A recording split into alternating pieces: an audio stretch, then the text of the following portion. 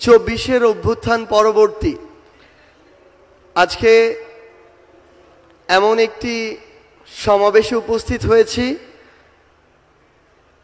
যেই সমাবেশের যে মানুষগুলো উপস্থিত রয়েছেন তারা আমার 24-এর অভ্যুত্থানের সহযোদ্ধা। আমরা এই 24-এর অভ্যুত্থানের শুরু থেকেই যখন এমন অনেকেই রয়েছে, অনেক ব্যক্তি, অনেক গোষ্ঠী যাদের সাথে আমরা বিভিন্ন প্রয়োজনে যোগাযোগ করতে চেয়েও বা করেও যোগাযোগ করে উঠতে পারিনি, কিন্তু আজকে আমার সামনে আমার যারা সহযোদ্ধারা রয়েছেন তাদেরকে আমরা প্রত্যক্ষ এবং পরোক্ষভাবে পেয়েছি। এই অভ্যুত্থানের রাজপথে থাকা, পরামর্শ দেওয়া, গুরুত্বপূর্ণ পদক্ষেপে সহযোদ্ধার মতো ভূমিকায় থাকার কাজগুলো করেছিল বাংলাদেশ ইসলামী ছাত্র শিবির। আমরা আমাদের জায়গা থেকে স্পষ্ট একটি জিনিস বলতে চাই যে কেউ কোনোদিন কোনো সত্যকে চাপিয়ে রাখতে পারে না। সত্য প্রকাশিত হওয়া সময়ের শুধু অপেক্ষা। এই ফ্যাসিস্ট বিরোধী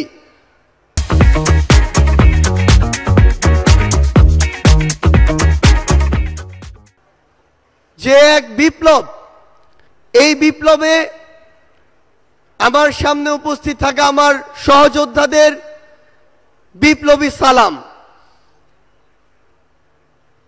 বিগত 16 বছরে খুনি শেখ হাসিনা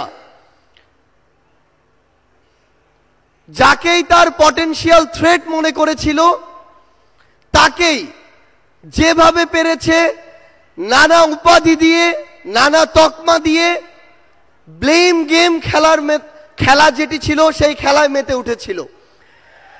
আমরা দেখেছি অনেক নিরপরাধ মানুষকে, অনেক নিরপরাধ আলেম ওলামাকে কিভাবে শুধুমাত্র তার পটেনশিয়াল থ্রেট মনে করার কারণে জেলখানা থেকে শুরু করে হামলা, মামলা, নির্যাতনের মাধ্যমে হত্যা করেছে। আমরা আমাদের জায়গা থেকে মনে করি যে বাংলাদেশ ইসলামী ছাত্র শিবির সহ বাংলাদেশের এমন অনেক গুরুত্বপূর্ণ ব্যক্তি ছিল, সংগঠন ছিল যাদেরকে এই খুনি শেখ হাসিনা বাংলাদেশে, এই স্বাধীন দেশে বেঁচে থাকাটা তাদের জন্য দুঃসাধ্য করে রেখেছিল। আমরা আমাদের জায়গা থেকে শুধু আপনাদেরকে একটি কথাই বলতে চাই, খুনি শেখ হাসিনা যেভাবে আপনাদেরকে সহ অনেককেই রিপ্রেজেন্ট করার চেষ্টা করেছিল, বাংলাদেশের বর্তমান প্রজন্ম সেটিকে কিন্তু বিশ্বাস করে না।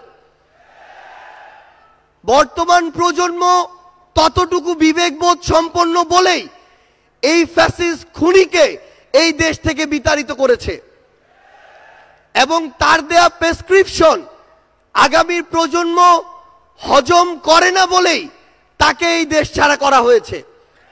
আমরা বিশ্বাস করি আপনারা আপনাদের কাজের মধ্য দিয়ে পুরো বাংলাদেশের মানুষের কাছে আপনাদের গ্রহণযোগ্যতা সর্বোচ্চ পর্যায়ে নিয়ে যাবেন এবং আমাদের সব কিছুর আগে, ব্যক্তির আগে, গোষ্ঠীর আগে, দলের আগে পুরো দেশের মানুষ এবং দেশের এই প্রায়োরিটিটি যেন আমাদের মাঝে থাকে। আমরা বিশ্বাস করি 24-এর অভ্যুত্থানে আমরা একসাথে হাতে হাত রেখে, কাঁধে কাঁধ মিলিয়ে, এমনকি পরিকল্পনার টেবিলে একসাথে বসে যেভাবে আমাদের কাজগুলো করেছি, আগামীর বাংলাদেশ গঠনে দেশের স্বার্থকে সবার আগে রেখে আমরা একইভাবে ঐক্যবদ্ধভাবে কাজ করে যাব।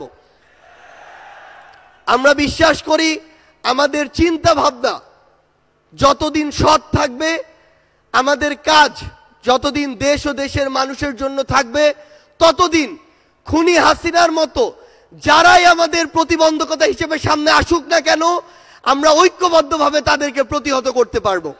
আজকে এই কেন্দ্রীয় সমাবেশে আপনারা যারা উপস্থিত হয়েছেন, আপনাদের সকলকে এই অভ্যুত্থান পরবর্তী নতুন বাংলাদেশে, সংগ্রামের বাংলাদেশে আমরা সংগ্রামী শুভেচ্ছা জানাতে চাই।